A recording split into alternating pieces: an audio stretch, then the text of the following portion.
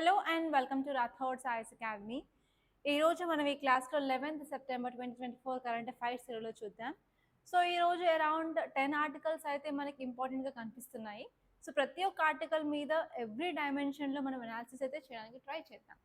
So ఈ analysis అనేది మీరు యూపీఎస్సీ ప్రిపేర్ అయినా సరే, టీఎస్పిఎస్సి ఆర్ ఏపీఎస్సి ఆర్ వేరే ఏ కాంపిటేటివ్ ఎగ్జామ్ రాసినప్పటికీ కూడా మీకు చాలా యూజ్ అవుతుంది అనమాట. సో కంపల్సరీ ఎవ్రీడే చూడడానికి ట్రై చేయండి తప్పకుండా. సో ఫస్ట్ టాపిక్ చూసుకున్నట్లయితే India has 4-point principle to end Russia and Ukraine conflict. So రష్యాకి ఉక్రెయిన్కి మధ్యలో మనకి కాన్ఫ్లిక్ట్ నడుస్తుందని తెలుసు. సో ఆల్రెడీ 2 years కూడా దాటడం జరిగింది. సో ఈ 2 yearsలో అసలు ఇండియా ఏం చేసింది అంటే అసలు పీస్ ప్రాసెస్కి అసలు ఒప్పుకోలే. సో మేము ఇందులో ఇన్వాల్వ్ అవ్వము అని చెప్పేసింది. కానీ రీసెంట్గా మన ఫారిన్ పాలసీ అనేది చేంజ్ అవ్వడం జరిగింది కాబట్టి సో ఈవెన్ ఇండియా కూడా ఈ పీస్ ప్రాసెస్లో కూడా పార్టిసిపేట్ చేద్దాము అన్నట్టయితే రీసెంట్గా మనకి గవర్నమెంట్ తీసుకునే స్టెప్స్ బట్టి క్లియర్గా అర్థమవుతుంది అనమాట. సో ఈ టాపిక్ వచ్చేసి ఏంటి అంటే రష్యా ఉక్రెయిన్ కాన్ఫ్లిక్ట్కి సంబంధించింది. So Russia Ukraine conflict, role of India. So ఇక్కడ ఇంకొక వర్డ్ మనం యాడ్ చేసుకోవచ్చు. ఈ వర్డ్ ఏంటి అంటే role of India in peace process.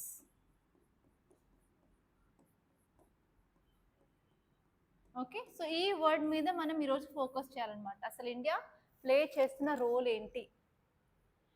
So ఈ టాపిక్ వచ్చేసి మనం ఎక్కడ చదువుకుంటాము, జిఎస్ పేపర్ 2లో ఇంటర్నేషనల్ రిలేషన్స్ ఉంటుంది. సో అక్కడ చదువుకుంటాము. ఓకే, దాంతోపాటు ఏంటంటే మనకి జిఎస్ పేపర్ 1లో జియోగ్రఫీ ఉంటుంది. ఆ జియోగ్రఫీలో మనకి మ్యాప్ బేస్డ్ క్వశ్చన్ వచ్చే ఛాన్స్ ఉంది. ఆల్రెడీ ఉక్రెయిన్ మీద అడగడం జరిగింది కాబట్టి ఇంతవరకు రష్యా మీద అయితే అడగలేదు. సో మేబీ దాన్ని కూడా అడిగే ఛాన్సెస్ ఉన్నాయి. అండ్ అదే కాకుండా ఇలా ఇన్వాల్వ్ అవ్వడం వల్ల ఇండియా యొక్క ఎకనామీ మీద ఎలాంటి ఇంపాక్ట్ ఉంటుంది, సో దాని గురించి కూడా మనం ఆలోచించడానికి వీలుగా ఉంది. సో రీసెంట్గా మనం గవర్నమెంట్ తీసుకునే స్టెప్స్ ఏంటి అంటే రీసెంట్గా మన ప్రైమ్ మినిస్టర్ ఉక్రెయిన్కి విజిట్ అవ్వడం జరిగింది. అవునా, ఉక్రెయిన్ విజిట్. సో ఆ ఉక్రెయిన్ విజిట్లో ఏంటి అంటే అక్కడ మనం భీష్మ క్యూబ్స్ కూడా గిఫ్ట్గా ఇచ్చాము. భీష్మ క్యూబ్స్ ఏంటంటే పోర్టబుల్ అనమాట. సో అవి తీసుకెళ్ళి ఫర్ ఎగ్జాంపుల్ ఇప్పుడు ఒక అటాక్ అయినప్పుడు చాలామంది గాయపడతారు కదా, సో వాళ్ళకి మెడికల్ ట్రీట్మెంట్ ఫస్ట్ ఎయిడ్ ఇవ్వడానికి చాలా యూస్ఫుల్గా ఉంటాయి. అండ్ అదే కాకుండా మనకి హ్యుమానిటేరియన్ ఎయిడ్లో కూడా ఇన్వాల్వ్ అవుతున్నాము. అదే కాకుండా పీస్ ప్రాసెస్ కూడా మనం ఇన్వాల్వ్ అవ్వడానికి ట్రై చేస్తున్నాం కాబట్టి సో మన యొక్క ఇండియా స్టాండ్ అనేది ఇంతకుముందు కంటే ఇప్పుడు మారిందని చెప్పొచ్చు. సో ఇంతకుముందు ఏమన్నాము, రష్యా చాలా ఇంపార్టెంట్ మన ఇండియాకి. ఎందుకు అంటే టెక్నాలజీ పరంగా అయినా సరే, ఫినాన్షియల్గా అయినా సరే, ప్రతిదానికి ఇండియా అనేది సపోర్ట్ చేస్తుంది కాబట్టి మనకు రష్యా అంటే ఇంపార్టెంట్ అని చెప్పి ఇందులో ఇన్వాల్వ్ అవ్వలేదు. కానీ రీసెంట్గా చూసుకున్నట్లయితే మనకి రష్యా కొంచెం దూరాలు అనేది పెరుగుతున్నాయి అని చెప్పచ్చు. ఎందుకంటే రీసెంట్గా మనకు అందరికీ తెలుసు ఇండియా నుంచి చాలామందిని రిక్రూట్ చేసుకొని రష్యా మిలిటరీలో ఫ్రంట్ లైనర్స్గా యూజ్ చేస్తున్నారు అని.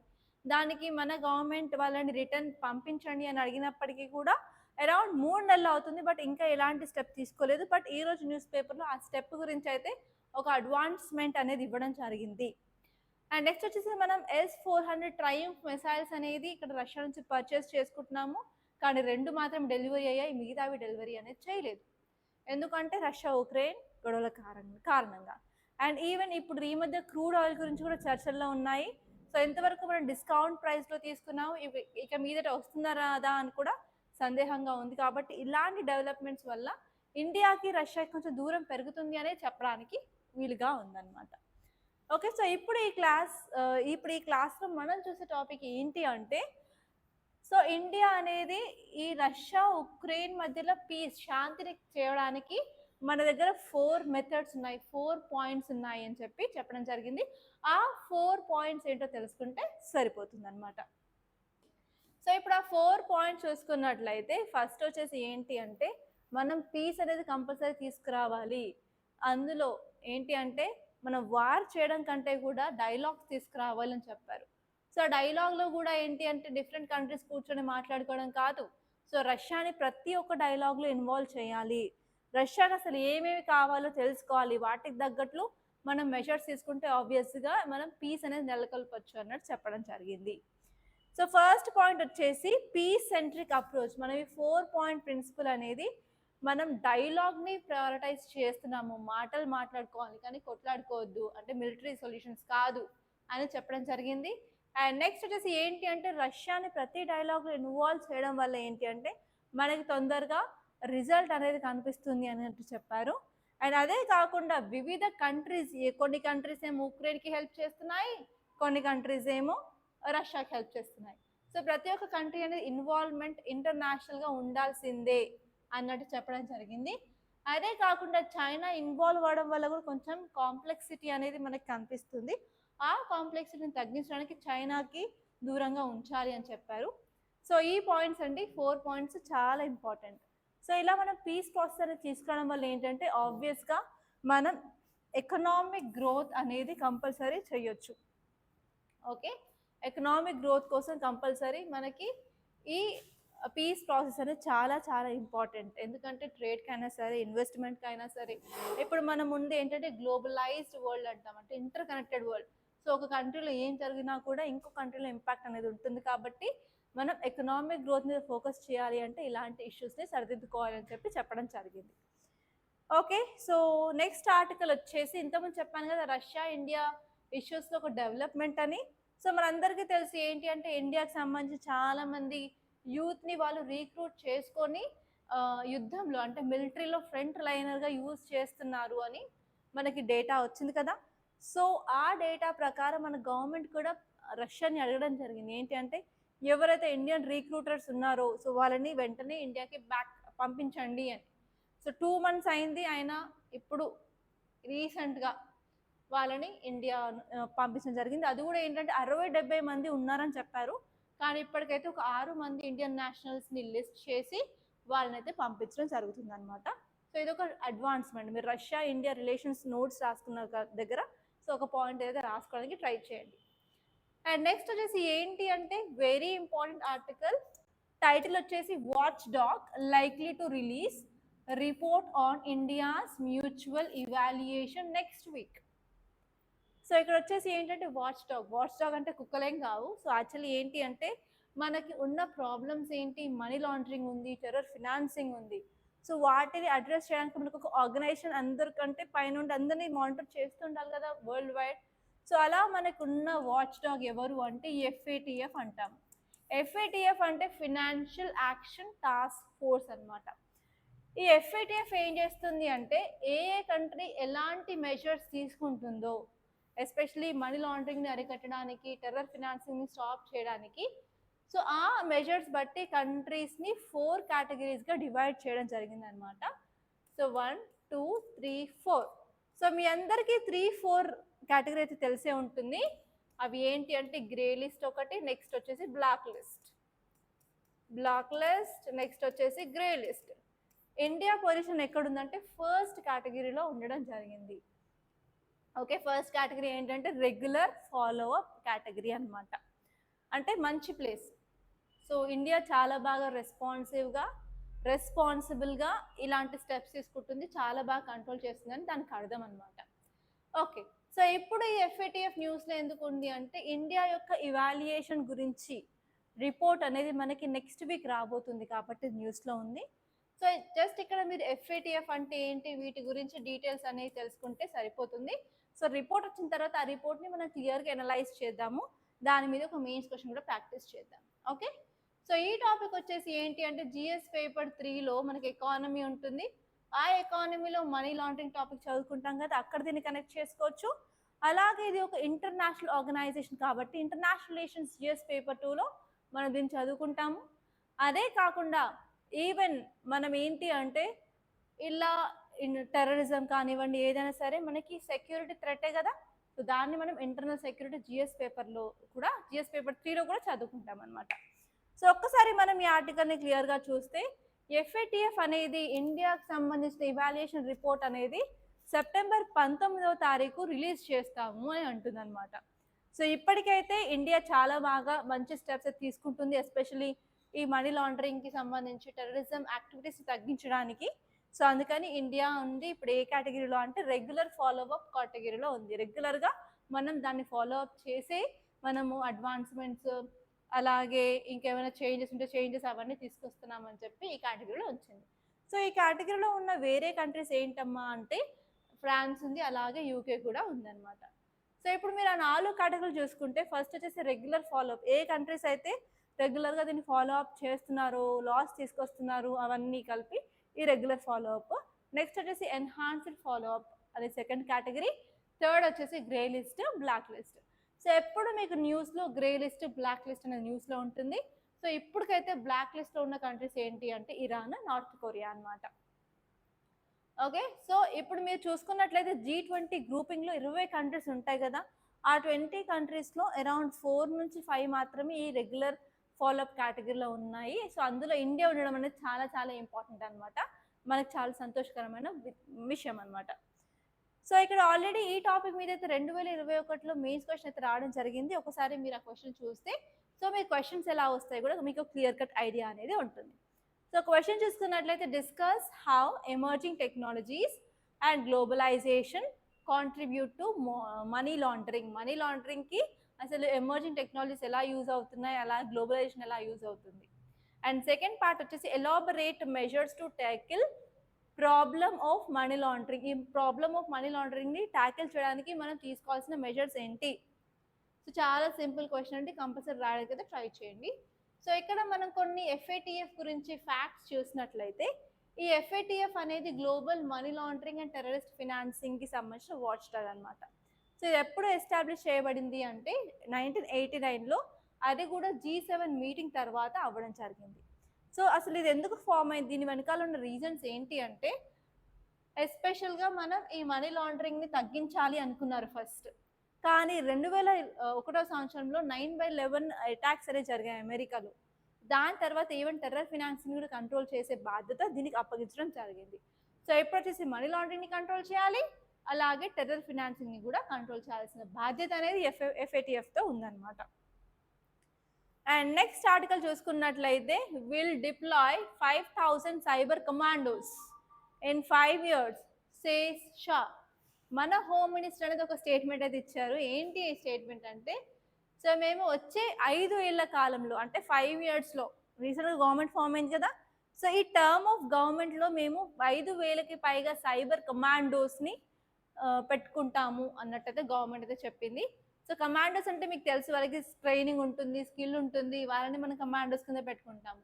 సో ఈ టాపిక్ అసలు ఎందుకు, అసలు ఈ సైబర్ కమాండోస్ ఎందుకు మనకి అంటే మనకు అందరికీ తెలుసు టెక్నాలజీ పెరుగుతూ ఉన్నప్పుడు ఏంటంటే ఆ ప్రతి ఒక్కరు డేటా అనేది ఇస్తూ ఉంటారు వితౌట్ నోయింగ్.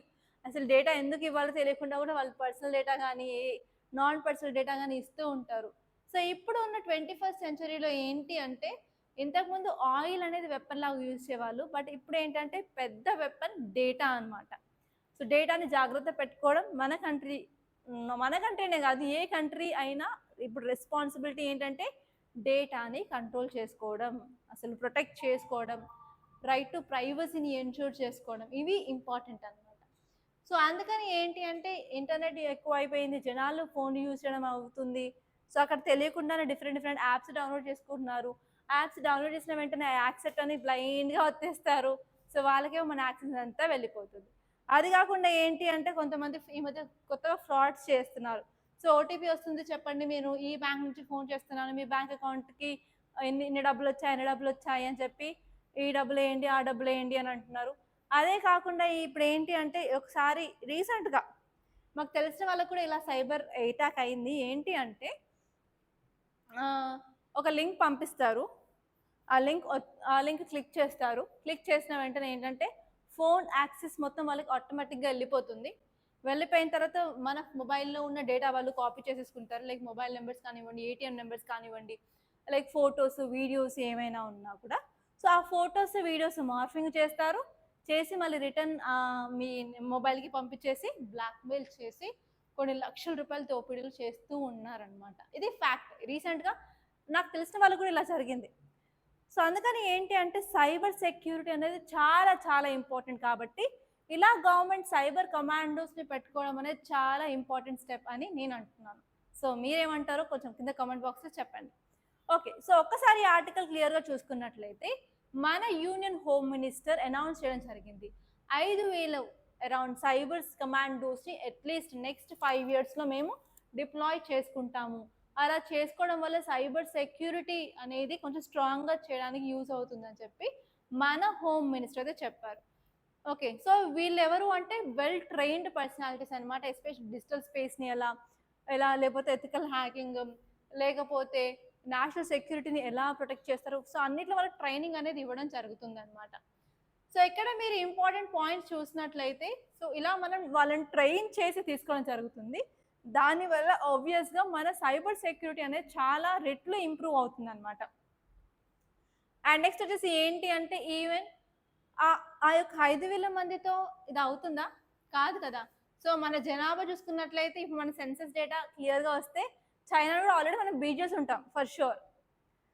సో ఇంత లార్జెస్ట్ పాపులస్ కంట్రీలో జస్ట్ 5,000 సరిపోతారా? సరిపోరు. కాబట్టి అసలు ఏ స్టేక్ హోల్డర్స్ ఇన్వాల్వ్ అయి ఉన్నారు, ప్రతి ఒక్కరికి కొలాబరేషన్ అనేది చేయడం వల్ల మనకి నెట్వర్క్ అనేది చాలా పెద్దగా బిల్డ్ చేసుకోవచ్చు. ఇలాంటి ఇష్యూస్ని ఈజీగా క్లారిఫై చేయొచ్చు అండ్ క్లియర్ చేయొచ్చు. అండ్ అదే కాకుండా వాళ్ళు ఏంటంటే ఇన్ఫ్రాస్ట్రక్చర్ మీద కూడా ఫోకస్ చేస్తున్నారు. ఎస్పెషల్లీ వాళ్ళకు రిజిస్టర్ తీసుకురావాలనుకుంటున్నారు. సో నార్మల్గా రిజిస్టర్ అంటే ఏంటి? డేటా మనం నోట్ చేసుకునే రిజిస్టర్ అంటాం కదా. ఫర్ ఎగ్జాంపుల్ మనకి అటెండెన్స్ రిజిస్టర్ ఉంటుంది అలా. సో ఏంటి అంటే మనం డేటా అనేది నోట్ చేసుకుంటాము క్లియర్గా. ఫ్యూచర్గా మనం అనలైజ్ చేయడానికి యూజ్గా ఉంటుంది. అలాగే మనం దాన్ని ట్రాక్ చేయొచ్చు. అండ్ ఒక కేసుకి ఇంకో కేసుకి ఏమన్నా లింక్ ఉందా లేదా, సో అదే తరహాలో ఎన్ని కేసెస్ అయ్యాయి అని చెప్పి చాలా వరకు మనకి సీరియల్ క్రైమ్స్ అనేవి చేస్తూ ఉంటారు. కాబట్టి ఇలాంటి డేటా రిజిస్ట్రీ అనేది చాలా ఇంపార్టెంట్గా ఉంటుంది. అండ్ ఇప్పుడు మన ఇండియాలో ఇప్పుడు సపోజ్ కేసెస్ చూసుకున్నట్లయితే ఎవ్రీ డే మనకి 60,000కు పైగా కాల్స్ అనేవి వస్తున్నాయి, సైబర్ ఇష్యూస్ జరుగుతున్నాయి అని. సో స్కేర్ అనేది చాలా ఎక్కువగా ఉంది. కాబట్టి మనం ఎస్పెషలీ సిటిజన్స్ ప్రొటెక్ట్ చేయాలి, వాళ్ళ రైట్స్ని సేఫ్గార్డ్ చేయడానికి ట్రై చేయాల్సిన అవసరం ఎంతగానో ఉంది. సో అసలు ఇలా ఇంక్రీజ్ అవ్వడానికి కారణం ఏంటి అంటే ఒకటే రీజన్, జియో అని చెప్తాను. ఎందుకంటే జియో వల్ల ఇంటర్నెట్ పెనిట్రేషన్ అనేది చాలా పెరిగింది. అండ్ ఫస్ట్లో free sims, free net, free messages అనుకుంటూ ఇప్పుడు వచ్చేసరికి దోచుకుంటున్నారు. సో ఇది చెప్పొద్దో తెలియదు ఈ ప్లాట్ఫామ్ మీద, కానీ నెగిటివ్ కామెంట్స్ పెట్టకండి.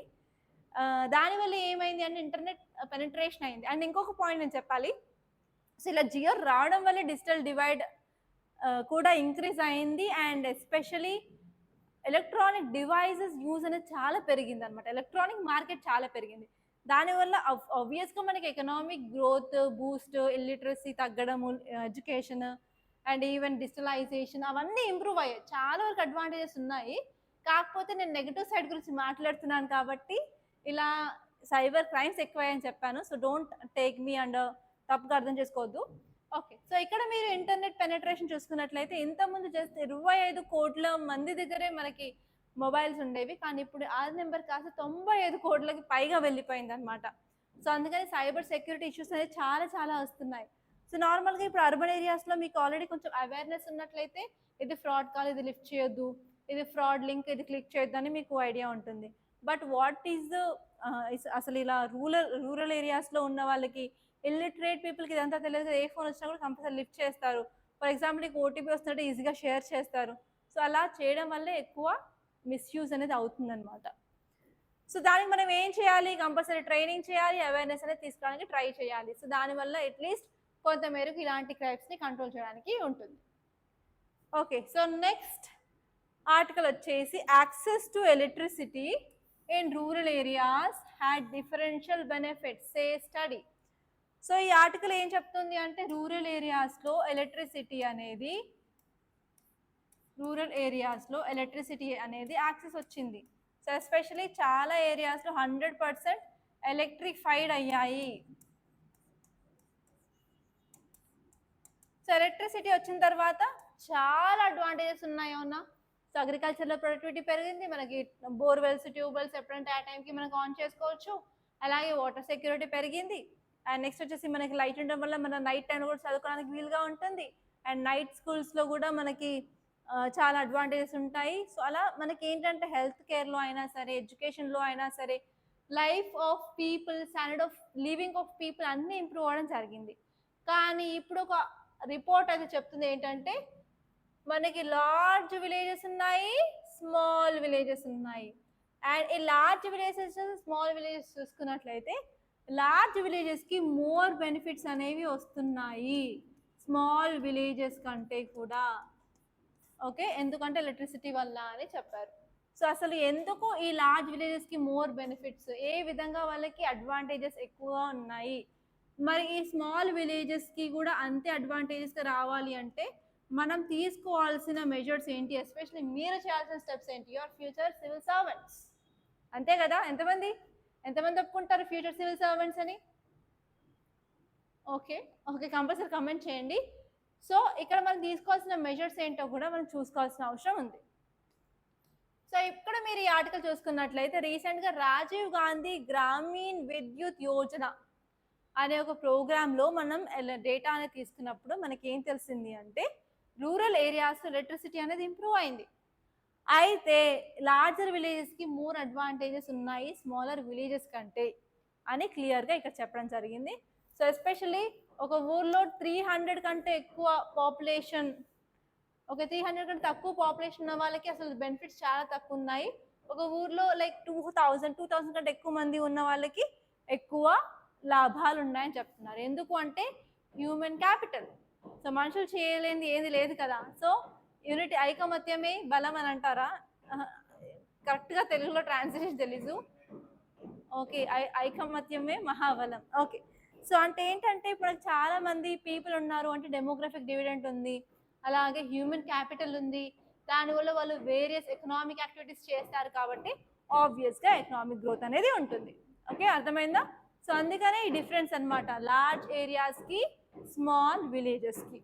సో ఇక్కడ మీరు డీటెయిల్స్ చూసుకున్నట్లయితే ఇక్కడ ఏమి ఇచ్చారు అంటే సో లార్జ్ విలేజెస్కి చాలా బెనిఫిట్స్ ఉన్నాయి compare to small villages. Okay, కాబట్టి మనకి డిస్ప్రపోర్షనల్గా బెనిఫిట్స్ అనేది కనిపిస్తున్నాయి. సో ఈ ఎలక్ట్రిసిటీ అనేది సేమ్ అందరికీ ప్రొవైడ్ చేసేది అయినప్పటికీ కూడా లార్జ్ విలేజెస్తో పోలిస్తే స్మాల్ విలేజ్కి వచ్చే బెనిఫిట్స్ చాలా తక్కువగా ఉన్నాయని చెప్తున్నారు.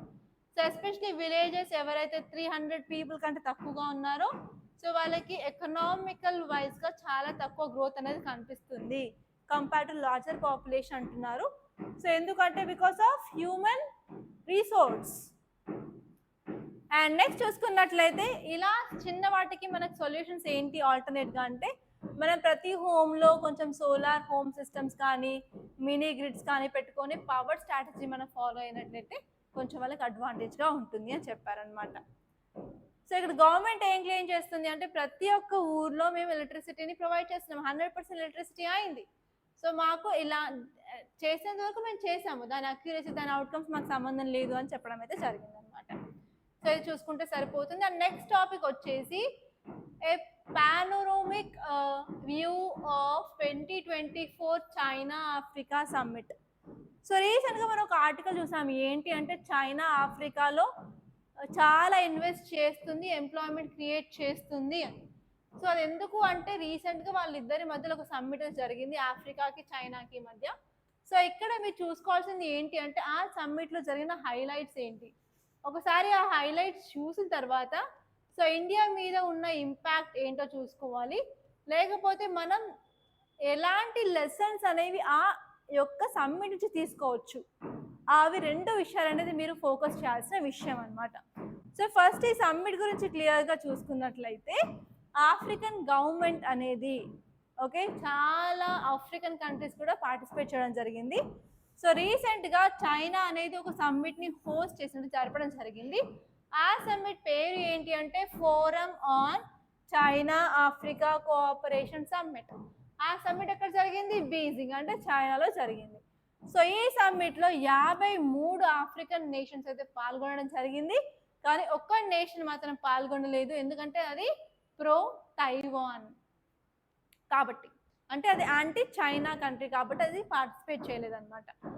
సో ఇక్కడ మీరు కొన్ని ఫ్యాక్ట్స్ చూసినట్లయితే ఈ సమ్మిట్ అనేది 2000 సంవత్సరంలో ఎస్టాబ్లిష్ చేశారు. సో ఈ సమ్మిట్ ఏం చెప్తుంది అంటే చైనాకి ఆఫ్రికా నేషన్స్కి మధ్యలో ఉన్న పార్ట్నర్షిప్ గురించి చెప్పడం జరిగింది. సో ఈ సమ్మిట్ వచ్చేసి ఎవ్రీ 3 ఇయర్స్కి ఒకసారి అంటే 3 సంవత్సరాలకు ఒకసారి చేస్తారనమాట. ఒకసారి చైనాలో ఉంటే ఈసారి ఆఫ్రికాలో ఉంటుంది. ఇప్పుడు చైనాలో జరిగింది కదా బీజింగ్లో, నెక్స్ట్ టైం వచ్చి ఆఫ్రికాలో ఒక కంట్రీని సెలెక్ట్ చేసుకొని ఆ కంట్రీలో చేయడం జరుగుతుంది అనమాట. సో కంట్రీ పార్టిసిపేట్ చేయలేదని చెప్పాను కదా, ఆ కంట్రీ ఏంటంటే ఇస్వాత్ని. ఓకే, ఇస్వాత్ని అనే కంట్రీ అనేది చైనా పాలసీకి అగేన్స్ట్గా తైవాన్ ప్రో కంట్రీ అనమాట. అందుకని ఈ కంట్రీ అయితే పార్టిసిపేట్ చేయలేదు. సో ఇప్పుడు మీరు ఇక్కడ ఈ యొక్క సమ్మిట్లో వాళ్ళు ఫోకస్ చేసిన విషయాలు ఏంటి అంటే ట్రేడ్ ఇంప్రూవ్ చేసుకోవాలి అని. సో ఆఫ్రికాకి చైనాకి మధ్య ట్రేడ్ ఇంప్రూవ్ చేసుకోవాలనుకుంటున్నారు. సో ఇక్కడ మళ్ళీ ఇంకొక మిస్టేక్, అసలు ఆఫ్రికన్ కంట్రీస్ ఏంటి అంటే ఎక్స్పోర్ట్ చేద్దాం అనుకుంటున్నారు. ఏంటి అంటే ఫైనల్ గూడ్స్ కాదు, రా మెటీరియల్స్. ఇప్పుడు ఈ రా మెటీరియల్స్ ఇక్కడ చైనాకి పంపించారనుకోండి, సో చైనాలో ఇండస్ట్రీస్ బాగానే వెల్ డెవలప్డ్ కదా, అవి ఫైనల్ గూడ్స్ చేసేసి మళ్ళీ ఇక్కడ డంప్ చేస్తుంది. ఓకే, సో ఇది మళ్ళీ చేసిన మిస్టేక్ ఆఫ్రికా. అండ్ నెక్స్ట్ వచ్చేసి ఏంటంటే వాళ్ళు అగ్రికల్చర్ డెవలప్మెంట్ మీద కూడా ఫోకస్ చేస్తున్నారు. సో మనకి అగ్రికల్చర్ ప్రొడక్టివిటీ అనేది ఇంక్రీజ్ అవ్వాలి అంటే మనకి ఏం కావాలి, మనకి క్రాప్లో మనం యూజ్ చేసే క్లైమేట్ రెసిలియంట్ సీడ్స్ అవనివ్వండి, డ్రాట్ రెసిలియంట్ కానివ్వండి, సో కొత్త హైబ్రిడింగ్ వెరైటీ సీడ్స్, ఫర్టిలైజర్స్ను, పెస్టిసైడ్స్ అవన్నీ కావాలి కదా. సో అవన్నీ చాలా చాలా ఇంపార్టెంట్ అనమాట మనకి అగ్రికల్చర్ డెవలప్మెంట్కి. సో అవి ఆఫ్రికా వాళ్ళు చైనా నుంచి అండ్ ఇండియా నుంచే తడవడం జరిగింది. సో ఇప్పుడు మీరు ఇండియా చూసుకున్నట్లయితే మనకే గతి లేదు ఫెర్టిలైజర్స్, మనం పక్క కంట్రీ నుంచి తెచ్చుకుంటాము. దాని మీద కొంచెం మీరు ఆలోచించండి.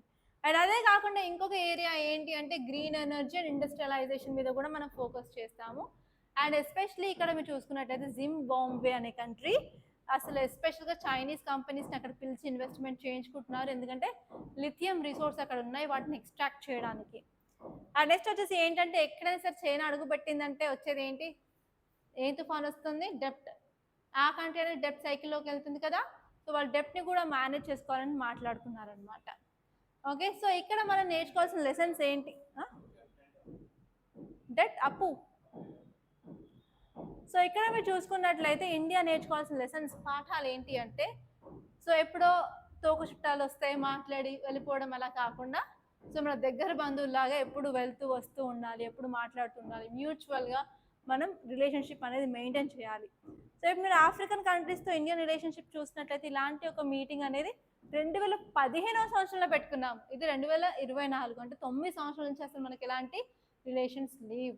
సో అందుకని ఏంటంటే మనం ఇంప్రూవ్ అనేది చేసుకుంటూ ఉండాలి ఒక పేస్లో వెంటనే. యా, అన్ని కంట్రీస్తో. G20లో అన్ని కంట్రీస్ ఎక్కడ ఉన్నాయి, ఆఫ్రికన్ కాంటినెంట్లో ఎన్ని కంట్రీస్ ఉంటాయి మొత్తం, మోర్ దాన్ 50. మరి 50 కంట్రీస్ అన్నీ ఉంటాయి, G20 గ్రూప్ ఎందుకు అవుతుంది. ఆఫ్రికన్ యూనియన్లో కూడా విడిచిపెట్టిన కంట్రీస్ ఉన్నాయి.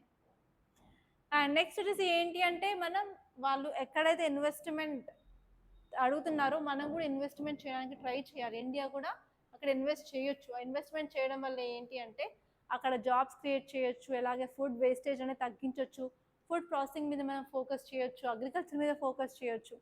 అండ్ నెక్స్ట్ వచ్చేసి ఏంటంటే మనం ఫినాన్సింగ్ మీద కూడా ఫోకస్ చేయాలి, ఎస్పెషలీ పబ్లిక్ ప్రైవేట్ పార్ట్నర్షిప్ తీసుకురావచ్చు. అండ్ అలాగే మనం ఏంటంటే ఆఫ్రికా వాళ్ళు ఏదైనా సరే ప్రాజెక్ట్స్ తీసుకుంటే ఆ ప్రాజెక్ట్స్లో ఇండియా వాళ్ళు ఫినాన్స్ చేయడము, హెల్ప్ చేయడము అలాంటివి చేస్తున్నట్టయితే చాలా బాగుంటుంది. అండ్ నెక్స్ట్ వచ్చేసి ఏంటి అంటే మన డిజిటల్ టూల్స్ లైక్ మన మారిషస్తో చేసిన యూపీఐ లాంటివి ఇక్కడ కూడా చేయడం వల్ల ఫినాన్షియల్ ట్రాన్సాక్షన్ చాలా ఈజీగా జరుగుతాయి అన్నమాట. సో ఇలాంటి స్టెప్స్ తీసుకుంటే సరిపోతుంది. అండ్ నెక్స్ట్ ఆర్టికల్ వచ్చేసి UAE India ties are rooted in affinity, trust and respect. So రీసెంట్గా UAEకి సంబంధించిన రాజు మొనార్క్ ఇండియాకి రావడం జరిగింది కదా, ఆ టాపిక్ గురించి మనం 3 డేస్గా మాట్లాడుకుంటున్నామా. సో నేను ఏం చెప్పాము, సివిల్ న్యూక్లియర్ అగ్రిమెంట్ సైన్ చేశాము అని చెప్పాను కదా. సో ఈ ఆర్టికల్ వచ్చేసి ఏం లేదు, అసలు ఇండియాకి UAEకి మధ్యలో ఎక్కడెక్కడ ఏ అగ్రిమెంట్స్ జరిగాయి, అసలు UAE ఎందుకు ఇంపార్టెంట్ ఇండియాకి అన్నట్టు మీరు చూసుకుంటే సరిపోతుంది. సో ఇక్కడ మీరు ఈ ఆర్టికల్ చూసినట్లయితే రీసెంట్గా మనము అగ్రిమెంట్స్ అయితే చేసుకున్నాము. ఏ ఏరియాస్లో అంటే ఫస్ట్ వచ్చి సివిల్ న్యూక్లియర్ కోఆపరేషన్లో. అక్కడ ఏంటంటే ఇండియాకి సంబంధించిన nuclear power corporation of India limited, అలాగే బరాక్ న్యూక్లియర్ ప్లాంట్. ఈ ప్లాంట్ గురించి మీకు క్వశ్చన్ వచ్చే ఛాన్సెస్ ఉంది. ఆ బరాక్ న్యూక్లియర్ ప్లాంట్ ఎక్కడ ఉందంటే UAEలో ఉంది. దాని గురించి ప్రత్యేకత ఏంటి అంటే అరబ్లోనే first largest nuclear power plant అనమాట. అండ్ నెక్స్ట్ ఏరియాలో ఎక్కడ మనం సైన్ పెట్టుకున్నాము అంటే LNG, లిక్విఫైడ్ న్యాచురల్ గ్యాస్. అలాగే మన స్ట్రాటజిక్ పెట్రోల్ రిజర్వ్స్లో మనం పెట్రోల్ స్టోర్ చేసుకుంటాం కదా, సో అలాగే ఆ పెట్రోల్ స్టోర్ చేసుకోవడానికి కూడా మనకి అమౌంట్ ఆఫ్ పెట్రోల్ చాలా అవసరం కాబట్టి ఆ పెట్రోల్ కూడా సప్లై చేయడానికి వాళ్ళు ఒప్పుకోవడం జరిగింది. అదే కాకుండా ఫుడ్ వేస్టేజ్ తగ్గించడానికి మనం ఫుడ్ ప్రాసెసింగ్ ఇండస్ట్రీస్ అనేది తీసుకురావాలి. దానికి పేరు మనం ఫుడ్ పార్క్స్ అనేది పెట్టామన్నమాట. సో అక్కడ కూడా మనకి అగ్రిమెంట్ అనేది చేసుకోవడం జరిగింది. సో ఇక్కడ ఈ మ్యాప్ చూసుకున్నట్లయితే ఎల్లో కలర్లో ఉంది, ఇది మన యుఏఈ అనమాట. సో ఇక్కడ వాటర్ బాడీస్ చూస్తే పర్షియన్ గల్ఫ్ ఉంది, ఇక మనకి గల్ఫ్ ఆఫ్ ఒమాన్ ఉంది. సో ఈ రెండింటికి యాక్సెస్ ఉంది ల్యాండ్ ఏంటంటే యుఏఈ. దాంతోపాటు పైన ఒక చిన్న కంట్రీ ఉంది కదా, చిన్న కంట్రీ ఏంటో తెలుసుకోండి. అండ్ నెక్స్ట్ వచ్చేసి అసలు యుఏఈ ఇండియాకి ఎందుకు ఇంపార్టెంట్ అంటే ఫస్ట్ వచ్చి స్ట్రాటజిక్ లొకేషన్ అండ్ అలాగే స్ట్రాటజిక్ పొలిటికల్ పార్ట్నర్షిప్కి కూడా మనకు చాలా అవసరం. అదే కాకుండా మన ఇద్దరి మధ్యలో కూడా అంటే యుఏఈ అండ్ ఇండియాకి మధ్యలో కూడా ట్రేడ్ చాలా బాగుంది. అండ్ ఎస్పెషల్లీ యుఏఈ అనేది ఇండియా యొక్క థర్డ్ లార్జెస్ట్ పార్ట్నర్ అనమాట. మన సెపా కూడా సైన్ చేయడం జరిగింది, అంటే comprehensive partnership on economic partnership CEPA చేసామన్నమాట. సో అందుకని ఏంటంటే మనం చాలా వరకు ట్రేడ్ అనేది ఇంప్రూవ్ చేసుకుంటున్నాము. అండ్ నెక్స్ట్ వచ్చేసి ఏంటి అంటే యుఏఈ నుంచి మనకి ఫారెన్ డైరెక్ట్ ఇన్వెస్ట్మెంట్ చాలా వస్తుంది. సో అలా మనం ఫారెక్స్ రిజర్వ్స్ కూడా మెయింటైన్ చేయడానికి యూస్ఫుల్గా ఉంటుంది. అండ్ నెక్స్ట్ వచ్చేసి ఏంటి అంటే అక్కడ నుంచి మనకు ఆయిల్ వస్తుంది, ఎల్ఎన్జీ వస్తుంది, కాబట్టి మన యొక్క ఎనర్జీ సెక్యూరిటీకి చాలా చాలా ఇంపార్టెంట్ అనమాట. అండ్ అదే కాకుండా మనం రూపే అలాగే యూపీఐ కూడా యూజ్ చేస్తున్నాము, అందుకని మనం ఫినాన్షియల్గా కూడా కొలాబరేషన్ చేస్తున్నాము అని చెప్పి అర్థమవుతుంది. అండ్ రీసెంట్గా యుఏఈ యొక్క స్పేస్ ఏజెన్సీ అలాగే ఇండియన్ యొక్క స్పేస్ ఏజెన్సీ అనేది అగ్రిమెంట్ సైన్ చేసుకున్నాయి. ఎందుకంటే అవుటర్ స్పేస్ ఎక్స్ప్లోరేషన్లో ఎస్పెషల్లీ పీస్ఫుల్ పర్పస్కి అగ్రిమెంట్ అయితే చేసుకోవడం జరిగింది. అలాగే మనం ఇండియా యుఏఈకి మధ్యలో కూడా డిఫరెంట్ టైప్స్ ఆఫ్ ఎక్సర్సైజ్ ఉన్నాయి. సో వన్ ఎక్సర్సైజ్ వచ్చేసి డెజర్ట్ నైట్ అనమాట, exercise desert cyclone desert knight. So అవి కూడా చూసుకోవాలి. అండ్ నెక్స్ట్ వచ్చేసి ఏంటంటే I2U2లో కూడా మన ఇండియా యుఏఈ అనేది పార్ట్నర్స్ కాబట్టి అక్కడ కూడా మన కొలాబరేషన్ అనేది ఉంటుంది. అదే కాకుండా మనం ఐఎంఈసీ తీసుకున్నా కూడా ఐఎంఈసీ పాస్ అయ్యేది ఈ కంట్రీస్లో.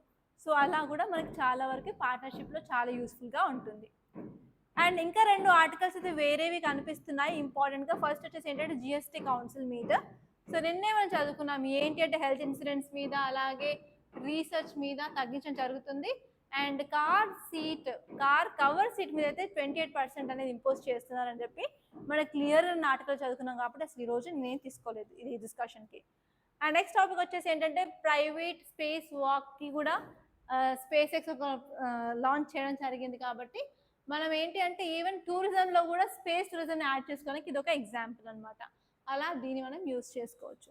సో ఇవండి ఈరోజు ఇంపార్టెంట్ టాపిక్స్ మన న్యూస్ పేపర్లో ఉన్నాయి. సో కంపల్సరీ మీకు కనుక అట్లీస్ట్ 2-3 కొత్త పాయింట్స్ తెలిసినా కూడా నా వే ఆఫ్ టీచింగ్ మీకు నచ్చితే కంపల్సరీ లైక్ చేయండి, అలాగే షేర్ చేయండి. అండ్ మన ఈ ఛానల్ ఉషా మ్యామ్ రాథోడ్ సైన్స్ని సపోర్ట్ చేయండి, మీరు సబ్స్క్రైబ్ అయితే చేసుకోండి. Thank you so much guys. And మీకు ఈ పీడిఎఫ్ కావాలంటే టెలిగ్రామ్ ఛానల్ని జాయిన్ అవ్వండి. అండ్ ఈవెన్ నేను కరెంట్ అఫైర్స్ బేస్డ్ క్వశ్చన్ కూడా గ్రూప్లో నేను పోస్ట్ చేస్తున్నాను along with answer PDF. So compulsory Telegram channel అయితే జాయిన్ అవ్వండి. Thank you.